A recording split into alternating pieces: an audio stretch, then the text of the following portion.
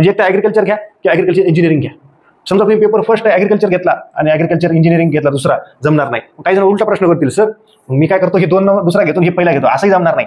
असतात काही जर नगर ते नाही सांगतो असं जमणार नाही की दोन जमाला जमणारच नाही. आता असं काही नसतंय की बाबा हेच घेतला मार्क पडतात तेच पडतात, काही नाही. 14 विषय तिथे 14 ऑप्शनल आहेत, कुठले घ्या काही घ्या. तुम्हाला विश्वास पाहिजे, तुम्ही लिहू शकले पाहिजे. समजा मी तुम्हाला म्हटलं काय स्टार्ट मध्ये मार्क पडतात, तुम्हाला गणित जमन झालंय, स्टार्ट जमतच नाही, काय फायदा त्याचा? तुम्हाला जमलं पाहिजे, तुम्हाला तिथे लिहायचंय. समजतंय का मला काय सांगायचं? तुम्हाला लिहायचंय, कुठल्या शिक्षकाला वगैरे लिहायचं नाही. पहिले ऑप्शनल तुम्हाला जमते का बघा, तुम्ही लिहू शकता का बघा, नंतर त्याचे क्लास वगैरे वगैरे मटेरियल वगैरे. नमस्कार, आपल्या एज्युकेशन प्लॅटफॉर्मवरती तुमच्या सर्वांचं स्वागत आहे.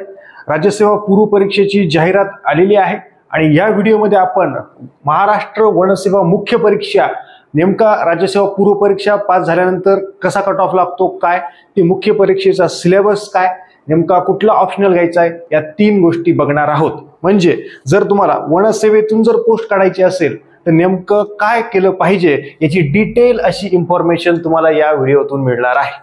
पहिला हे आहे, डायरेक्ट मुद्द्याला हात घालू. पहिला आहे राज्यसेवा पूर्व परीक्षा. ओके, राज्यसेवा मराठीत लिहितो पूर्व परीक्षा. ओके, राज्यसेवा पूर्व परीक्षा समजा तुम्ही पास झाले की परीक्षा दिली समजा तुम्ही, तर त्याचा सिलेबस काय याचे युट्यूबला व्हिडिओ आहेत आपल्या चॅनलला, बघून घ्या. राज्यसेवा पहिला पेपर असतो जीएसचा आणि दुसरा असतो सीसॅटचा. सीसॅट क्वालिफाईंग आहे, जीएसच्याच 100 प्रश्न 200 मार्क, त्याच्याच मेरिट ठरेल, संपला विषय. ओके, सीसॅटचाही 200 मार्काचा, इथं फक्त क्वालिफाय व्हायचे, 200 पैकी 66 पाहिजे. ही बेसिक इन्फॉर्मेशन आहे, म्हणजे भरपूर जणांना माहितीच नाहीये, त्यांच्यासाठी सांगतो. मेन मुद्द्याला हात इथून घालतो, 2च मिनिटं ऐकून घ्या फक्त. राज्यसेवा पूर्व परीक्षा देणार, जीएस देणार, सकाळी दुपारी पेपर द्यायचा आहे सीसॅटचा, ते दिला, सीसॅट क्वालिफाय, जीएसला मार्क पडले. आता मार्क तर पडले, किती पडले, मग राज्यसेवाचा एक कट ऑफ लागणार. ओके, दुसरा लागणार वनसेवेचा.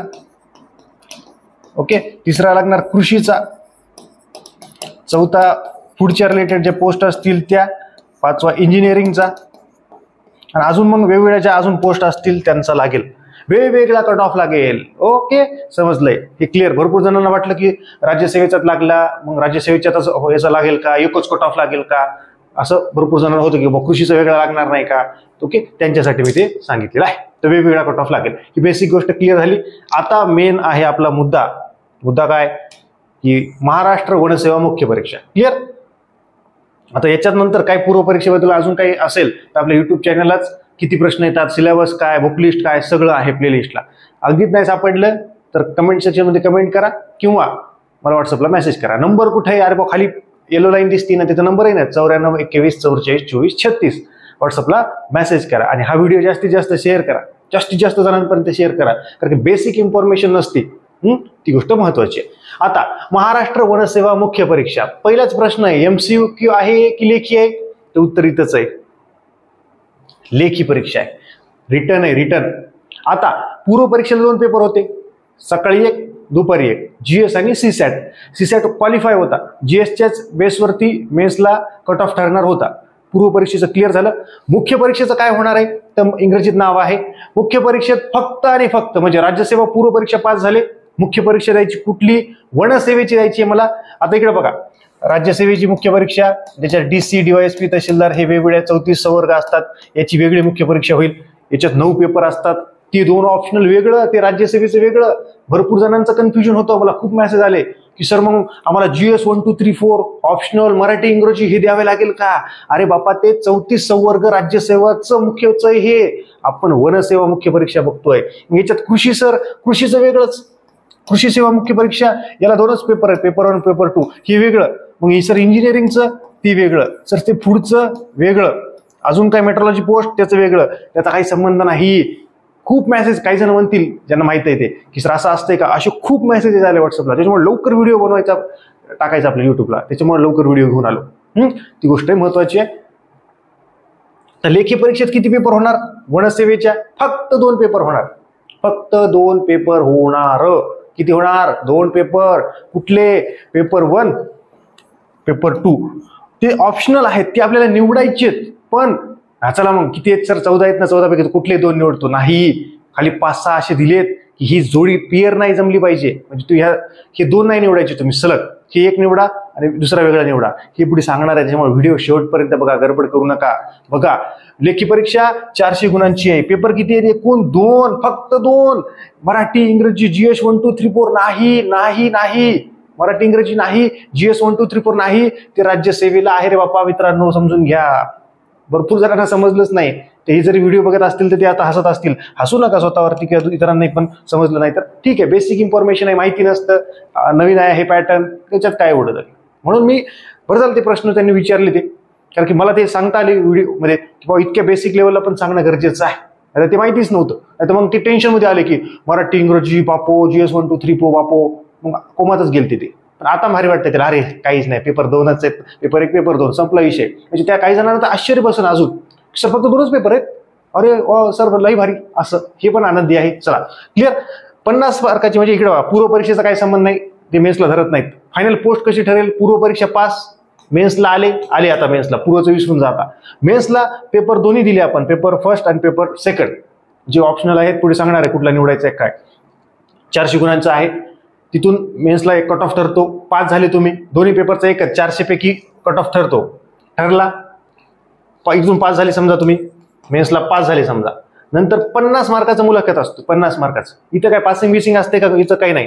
हे दोन्ही मिळून 450 मार्काचं मेरिट म्हणजे मार्क बेरीज करतात. म्हणजे इथून किती पडले, इथून किती पडले, यांची झाली बेरीज. समजा 450 पैकी 400 पडले उदाहरणासाठी, तर मग लगेच जमलं, पोस्ट भेटली असं. किंवा एक कट ऑफ ठरतो. कट ऑफच्या पुढचे विद्यार्थी पोस्टसाठी घेतात, वेटिंग लिस्ट वगैरे ते चलत राहतात. कळलं?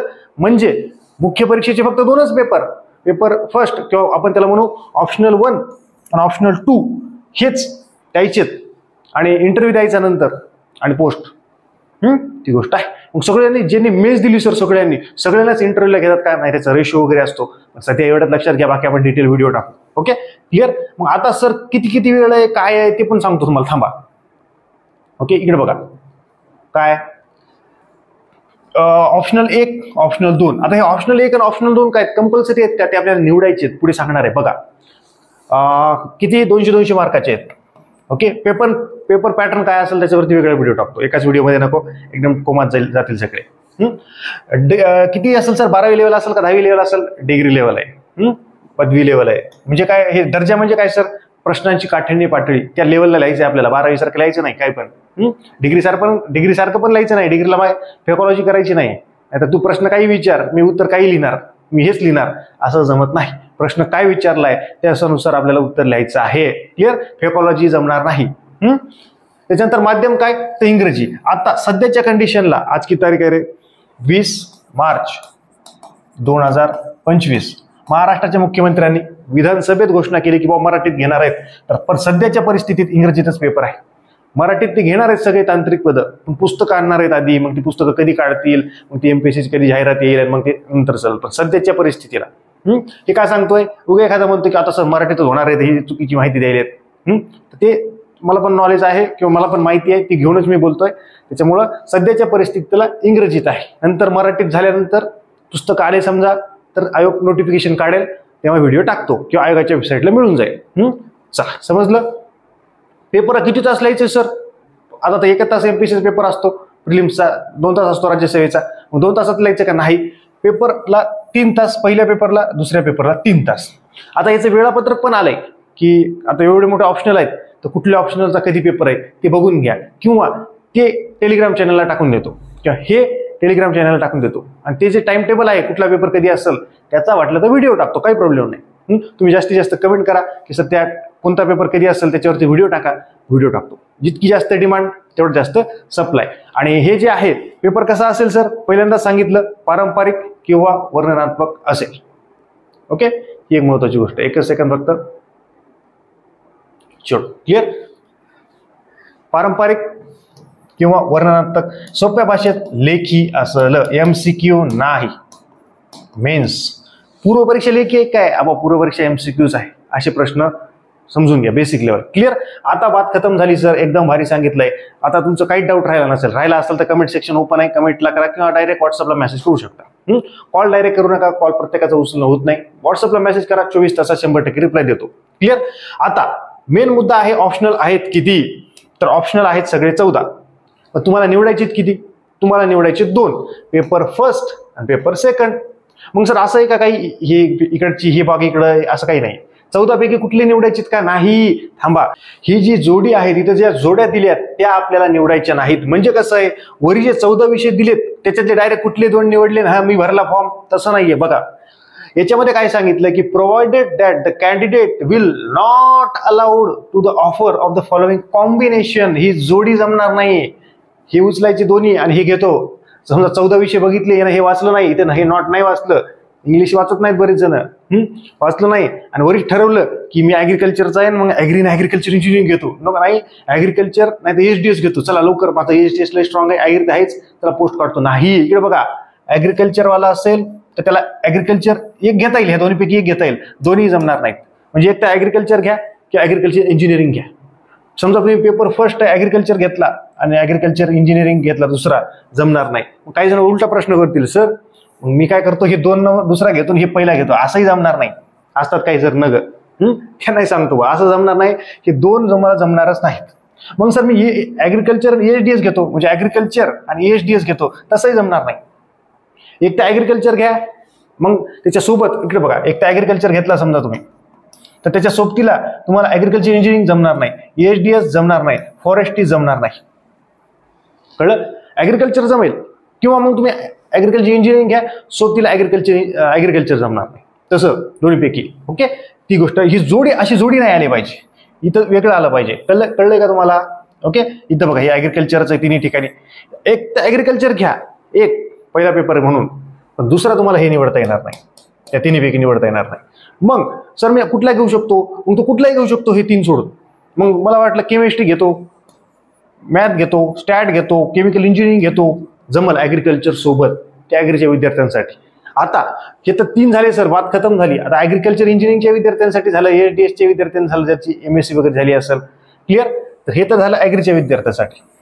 ओके, किंवा इकडे बघा परत एकदा, ऍग्रिकल्चरच्या विद्यार्थ्याला ऍग्रिकल्चर ऑप्शनल घेता येईल, पण सोबत ऍग्रिकल्चर इंजिनिअरिंग घेता येत नाही. दुसरा घ्या, ऍग्रिकल्चर घेतलाय एचडीएस सोबत घेता येणार नाही, ऍग्रिकल्चर घेतलाय फॉरेस्ट्री सोबत घेता येणार नाही. काही जण म्हणत होते की सर ऍग्रिकल्चर फॉरेस्ट्री घेतो, जमणार नाही रे भाऊ, बघून घे, हे आयोगाचंच आहे. हो, आणि हे दुसरा व्हिडिओ टाकतो, 2023ला व्हिडिओ टाकला होता मी, जेव्हा नवीन डिजिटल बोर्ड घेतला होता तेव्हा लगेच व्हिडिओ टाकला होता. तो तेवढा क्लिअर नव्हता, पण आता मी सांगतोय. तर हे 3 गोष्टी संपल्या, कॉम्बिनेशन जमणार नाही.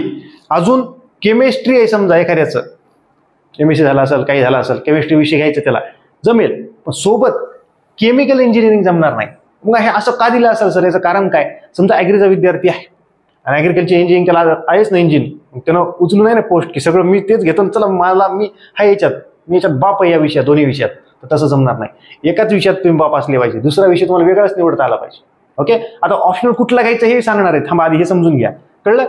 केमिस्ट्री, आता बघा हे दोन्ही केमिकल आहे, त्याला भारी वाटायला, चला मी माझं 12वी डिग्रीला केमिस्ट्री होतं, केमिकल इंजिनिअरिंग मी जमलं होऊन चाललंय. नाही, एकच निवडायचंय.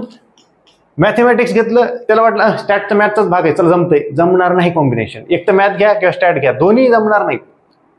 ते चौथा आहे कुठलंही, आता समजा ॲग्रिकल्चर इंजिनिअरिंग घेतलं, मी मेकॅनिकल इंजिनिअरिंग घेतो, जमणार नाही. कुठलंही 2 इंजिनिअरिंग जमणार नाही. ओके, हे त्याचा अर्थ आहे. बाकी तुम्हाला अजून याचा अर्थ लावायचा असेल तर लावू शकता. मी बाजूला सरकतो, वाटलं स्क्रीनशॉट घ्या किंवा आपल्या टेलिग्राम चॅनलला जा, याची PDF तुम्हाला मिळून जाईल. ओके, हे स्पष्ट तुम्हाला सांगितलं आहे. अजून कळलं नसेल तर 1 मिनिटात सांगतो. ओके, हे जे आहेत हे जोड्या, ह्या जोड्या तुम्हाला घेता येणार नाहीत. ओके, हे पहिला घेतो आणि हा दुसरा घेतो, जमणार नाही. सर नाही, हे दुसरा घेतो आणि हा पहिला घेतो, जमणार नाही. तसंच इथं पण हा पहिला घेतो, हा दुसरा घेतो, जमणार नाही. हा दुसरा घेतो आणि हा पहिला घेतो, अशी जोडी जमणार नाही. क्लिअर? हे खूप महत्वाचं आहे. काही जण म्हणतील काय किती सांगतायत, मग वाट लागल तू भर फॉर्म मध्ये, मग तुझा कार्यक्रम झाला. मग हे खूप महत्वाचं आहे आणि पूर्व परीक्षेच्याच वेळेस फॉर्म मध्येच भरायचंय. सध्याच्या परिस्थितीला जाहिरातमध्ये तसं दिलंय. ओके, समजलंय का?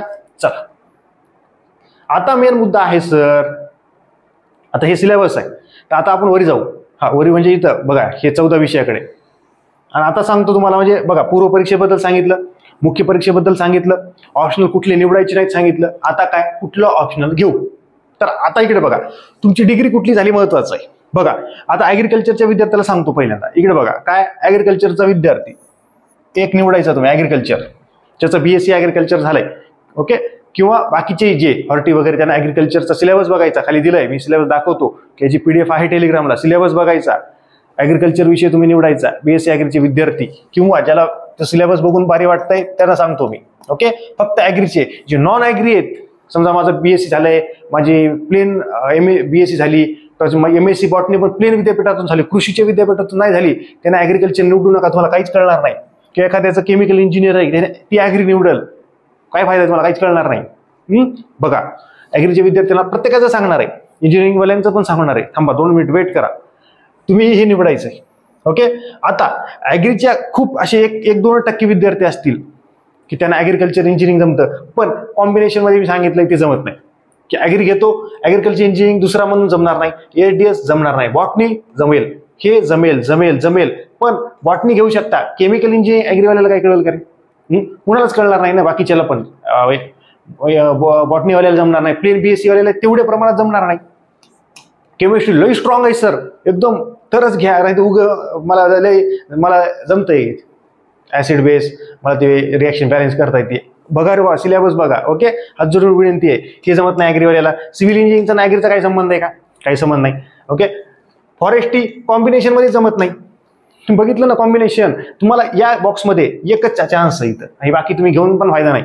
म्हणजे ॲग्रिकल्चर आणि बॉटनी हे घेता येतं का? घेता येतं. 6 मध्ये त्याच्यात पेअरमध्ये नाहीये, म्हणजे हे 2 ऑप्शनल तुम्ही निवडू शकता. ओके, ही गोष्ट महत्वाची आहे. चल, त्याच्यानंतर फॉरेस्ट्री घेता येत नाही, जिओलॉजी घेता येते. आता मॅथवाला ॲग्रीवाला ते मॅथ जमत नाही म्हणून भरपूर जनता इकडे येते, त्याच्यामुळे मॅथचा काही संबंध नाही.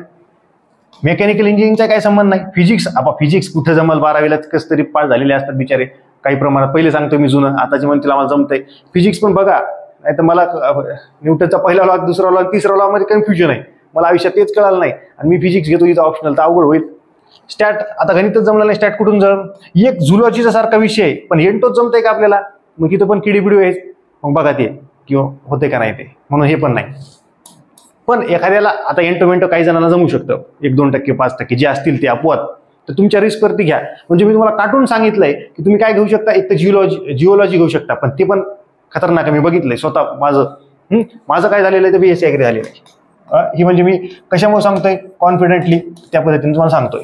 त्याच्यामुळे जिओलॉजी पण काही नाही पत्ता लागत, हे मॅथचा काही संबंध नाही, इथे काही संबंध नाही. आणि झुलॉजी पण मी बघितलंय काही तुम्हाला जमू शकत नाही असं, जे 5% सोडून मी ओव्हरऑल बोलतोय, ॲव्हरेज. मग तुम्ही काय इथं सरळ बॉटनी राहिले, हे 2 घेऊन टाका. आता मेन महत्वाची गोष्ट आहे की सर ॲग्रिकल्चर घेतलं, जमलं तर आता मी त्याचा सिलेबस काढतोय, त्याचा नोट्स बनवायचा प्रयत्न करतोय, बघेल मी थोडासा 8-10 दिवस की त्याचं जमलं तर हे दोन्ही विषय ॲग्रिकल्चर आणि बॉटनीच्या नोट्स आणि जे क्वेश्चन्स, त्याचं एक्सप्लेनेशन बनवण्याचा मी प्रयत्न करणार आहे. ओके, पण सध्या आपलं चॅनल सबस्क्राईब करा ज्यांनी केलं नसेल. आपलं टेलिग्राम चॅनलची लिंक डिस्क्रिप्शनमध्ये आहे, तिथे जाऊन त्याला कॉपी पेस्ट करा, टेलिग्राम चॅनल जॉईन करा.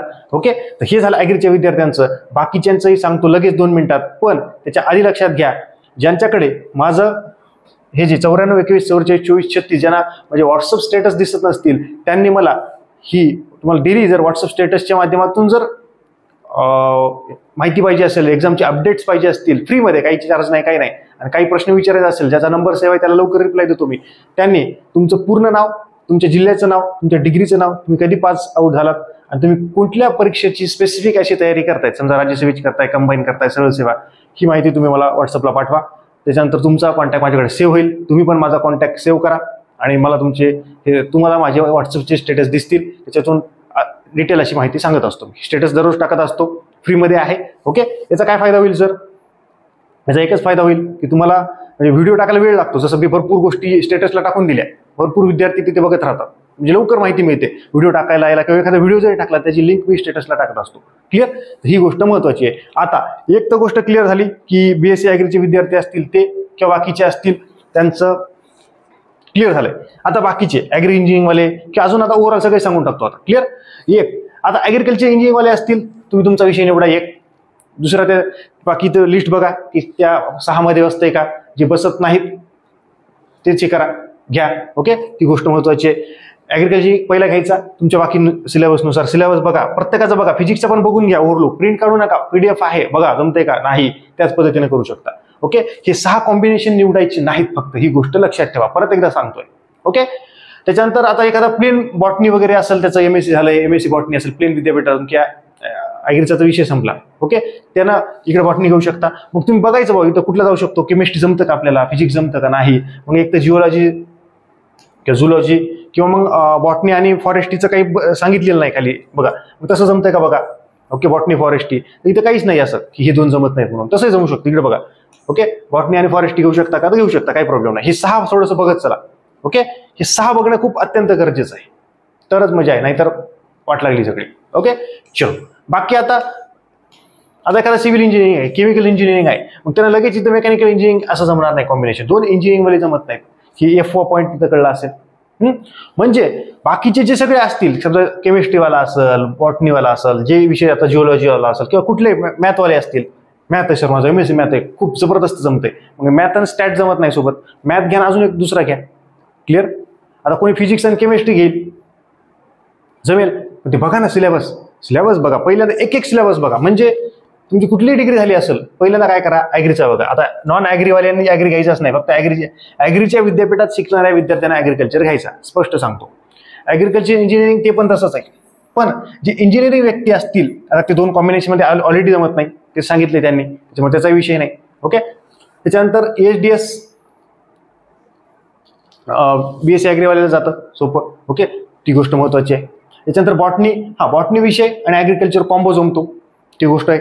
त्याच्यानंतर इंजिनिअरिंगवाले असतील, केमिकल असतील, सिव्हिल असतील, त्यांनी सिलेबस बघायचा की बाबा माझं सिव्हिल झालंय ना, हा मी पहिला हे घेणार, मग दुसरा मला कुठला जाऊ शकतो बघायचं, आधी सिलेबस बघायचा आहे, थोडं 10-10 मिनिटं बघा, मग एक पेज घ्या, पेजवरती हा मला पहिले मी इंजिनिअरिंग आहे, मला ॲग्री जमत नाही, हे पण जमत नाही, हे पण जमत नाही, हे पण जमत नाही, मग ही इंजिनिअरिंग हे जमत नाही, तर हा केमिस्ट्री घेऊ शकतो का बघा मग कुठलं इंजिनिअरिंग झालंय ते, ओके, सिव्हिल इंजिनिअरिंग, ओके, या पद्धतीने करा. मेकॅनिकल जमते का बघा, इथं जिओलॉजी बघताय का बघा, हे सिलेबसमध्ये मेकॅनिकल झालं, मग मी घेतो फॉरेस्ट्री किंवा मी घेतो इकडं काहीतरी झुलॉजी, ती विरोधाभास होऊन जाईल, असं काही पण हे करू नका. कोणाला विचारायचे काय करणार, सिलेबस बघा, मला जमतंय का, लिहू शकतो का मी, आहे का काही, तर घ्या, नाहीतर घ्या. पुढे 14 आहेत आपल्याकडे, त्या पद्धतीने थिंकिंग करू शकता तुम्ही, एकदम परफेक्ट सांगितलेलं आहे. आता असं काही नसतंय की बाबा हेच घेतलं मार्क पडतात तेच पडतात, काही नाही. 14 विषय तिथे 14 ऑप्शनल आहेत, कुठलंही घ्या, काही घ्या, तुम्हाला विश्वास पाहिजे, तुम्ही लिहू शकले पाहिजे. समजा मी तुम्हाला म्हटलं काय स्टार्टमध्ये लय मार्क पडतात, तुम्हाला गणित जमन झालंय, स्टार्ट जमतच नाही, काय फायदा आहे त्याचा,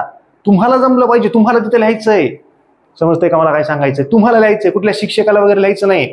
पहिले ऑप्शनल तुम्हाला जमते का बघा, तुम्ही लिहू शकता का बघा, नंतर त्याचे क्लास वगैरे वगैरे मटेरियल वगैरे सगळं नंतरच राहिलं, ती नंतर गोष्ट झाली, ओके. शेवटी आता 2 मिनिटात सांगतो, खतम बात, व्हिडिओ संपू. हे जे आहे ॲग्रिकल्चर असेल आणि हे बॉटनी, याचा विचार सध्या सुरू आहे, मी कुठं काही जाहिरात वगैरे करत नाही, पण सध्या तुम्हाला याचं मटेरियल मी काढण्याचा प्रयत्न करतोय सिलेबसनुसार. जवळपास ॲग्रीला 12 पॉईंट आहेत, ओके, आणि याचे 10, म्हणजे याचे सब पॉईंट जर बघितले 49 आहेत, ओके, आणि याचे आता आठवत नाहीत, याची मोजली मी पण एक्झॅक्ट आठवत नाहीत, पण याचे 49 ते 48 ते 49 पॉईंट आहेत सब पॉईंट्स, आणि असे 12 चॅप्टर्स आहेत त्याच्यामध्ये, ते विषय आहेत, आणि ते 10 विषय आहेत, ओके. ही महत्वाची गोष्ट, याचं पूर्ण अनालिसिस आता सुरू केलंय, नंतर एक नोट्स विचार करतोय किती वेळ लागतो काय, त्याच्यानुसार अवेलेबल करून देतो मी तुम्हाला, ओके. आपलं चॅनल सबस्क्राईब करा, टेलिग्राम चॅनल जॉईन करा, जे व्हॉट्सअपला डिटेल्स सांगितली, ज्यांचा स्टेटस दिसत नसेल त्यांनी डिटेल्स सेंड करा, म्हणजे एखादी बॅच वगैरे असेल तर लवकर तुम्हाला ती घेता येईल. सध्या याचं काम सुरू आहे, अजून आता फक्त याचा विचार सुरू आहे, किंवा थोड्याफार प्रमाणात काम पण सुरू आहे, ऑफिशियली अजून डिक्लेअर नाही केलं, व्हिडिओ पण टाकतो जमलं तर. म्हणजे परीक्षेच्या पूर्वपरीक्षेच्या आधीच मुख्य परीक्षेचा जे अभ्यास आहे ते करायचा का नाही याच्याबद्दल मी तुम्हाला त्याच्याबद्दल सांगतो, जेव्हा हे मटेरियल थोड्याफार प्रमाणात रेडी होईल. पहिले हा विषय होईल, ओके, हा विषय पहिल्यांदा होईल, त्याच्यानंतर काही दिवसांनी हा अर्ध्याच्या वरी किंवा हा पूर्ण झाला याच्यावरती आपण हात घालूयात. पूर्ण मटेरियल सिलेबस व्हायचं एकदम, जसं हे सांगितलं इथे 49 पॉईंट आहेत, 12 विषय पहिल्यापासून. हा इथं राहिलं सिलेबस, एक्झाम्पल म्हणजे सांगतो तुम्हाला, अभ्यास कसा करायचा ते पण सांगतो.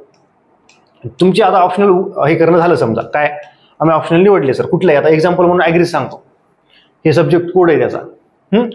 समजा आता हे असं जसं ही इकॉलॉजी आहे, हे ॲग्रोनॉमी आहे, हे 1, 2 असे 12 विषय ॲग्रिकल्चरला आहेत. तर जे तुम्ही ऑप्शनल निवडाल त्याचा सिलेबस प्रिंट करा, जे काही तुमचे ऑप्शनल आहेत तेवढेच प्रिंट करा, सगळंच प्रिंट करू नका, भरपूर पेजेस आहेत, 40 पेजेस आहेत, तेवढे प्रिंट नाही करा. तुमचे ऑप्शनल कुठले आहेत तेवढेच प्रिंट करून घ्या, पहिलं हे. त्याच्यानंतर आता जे ॲग्रीवाले असतील किंवा हे जे नोट्स मी सांगतो तुम्हाला की जर ॲग्रिकल्चर आणि बॉटनी या 2 विषयाच्या नोट्स काढण्याचा प्रयत्न मी करणार आहे, किंवा प्रश्न आणि त्याचं एक्सप्लेनेशन, म्हणजे प्रत्येक पॉईंटवरती जसं 49 पॉईंट याच्यात आहेत, म्हणजे याच्यात किती आहेत, ह्याच्यात 3 आहेत, याच्यात काहीतरी 6 आहेत सब पॉईंट्स असं. मग एका पॉईंटवरती समजा इकॉलॉजी आणि इथं फुल स्टॉप आहे कुठतरी, ओके, हा इथं फुल स्टॉप आहे 1, आणि इथं फिजिकल पासून दुसरा आहे 2, आणि इथं हे तिसरा. 3 प्रश्न याच्यावरती येऊ शकतात, 3 प्रश्न, की अजून 2 येऊ शकतात तसे. जिथं फुल स्टॉप आहे याच्यावरती जास्तीत जास्त 3 प्रश्न येऊ शकतात पहिल्या वेळेस. हे जमलं पाहिजे. इथं किती फुल स्टॉप आहेत, म्हणजे 6 आहेत, इथं 6 प्रश्न येऊ शकतात. खतरनाक असं की 3 प्रश्न याच्यावरचे करा, याच्या बाहेर प्रश्नच येणार नाही पहिल्या 1, 2, 3 अटेम्प्टला. इथं 6 करा, याच्या बाहेर प्रश्नच येणार नाही.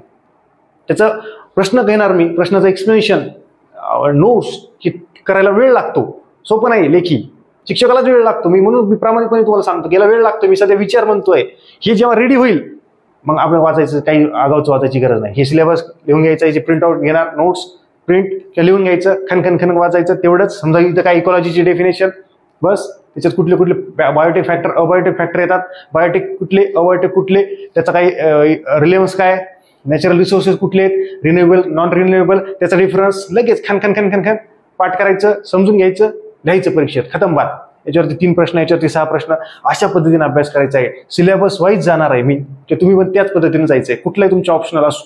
क्लिअर? अजून तुमचे काही जे काही प्रश्न असतील कमेंट सेक्शनमध्ये कमेंट करा, किंवा तुम्ही मला हे जे मी तुम्हाला सांगितलंय, एकच मिनिट फक्त, हे जे मी तुम्हाला सांगितलंय व्हॉट्सअप स्टेटस ज्यांना दिसत नसतील त्यांनी हे डिटेल्स पाठवा, आणि लगेच तुमचा कॉन्टॅक्ट सेव्ह झाला की लगेच प्रश्न पण पाठवा लवकर, म्हणजे तुमचा कॉन्टॅक्ट सेव्ह होईल. आणि इतरही जे काही छोटे छोटे प्रश्न असतात, किंवा हे घेऊ नका, हे कॉम्बिनेशन असेल, की अशा भरपूर अपडेट्स मी माझ्या व्हॉट्सअप स्टेटसला देत असतो. टेलिग्राम चॅनल देखील ज्यांनी जॉईन केलं नसेल त्यांनी देखील दोन्ही गोष्टी, म्हणजे व्हॉट्सअपला नंबर वगैरे हे डिटेल्स पाठवा, तुमचा कॉन्टॅक्ट सेव्ह होईल, आणि हा व्हिडिओ जास्तीत जास्त जणांना शेअर करा.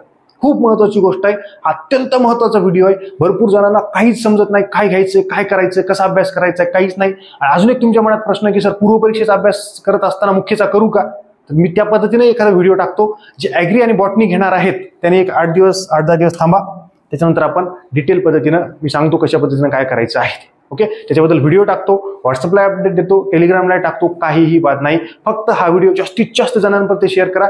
चॅनलला सबस्क्राईब केलं नसेल तर सबस्क्राईब करा, आणि व्हिडिओ जर आवडला असेल तर तळमळीने एवढं ओरडू सांगितलंय तर कमेंट सेक्शनमध्ये कमेंट करा, आणि पुढच्या व्हिडिओवर किंवा कुठल्या टॉपिकवरती व्हिडिओ टाकायचा आहे हे कमेंट सेक्शनमध्ये मेन्शन करा. व्हिडिओत अशा जबरदस्त आणि महत्त्वपूर्ण आणि परीक्षाभिमुख माहितीसह पुढच्या व्हिडिओमध्ये. तोपर्यंत धन्यवाद.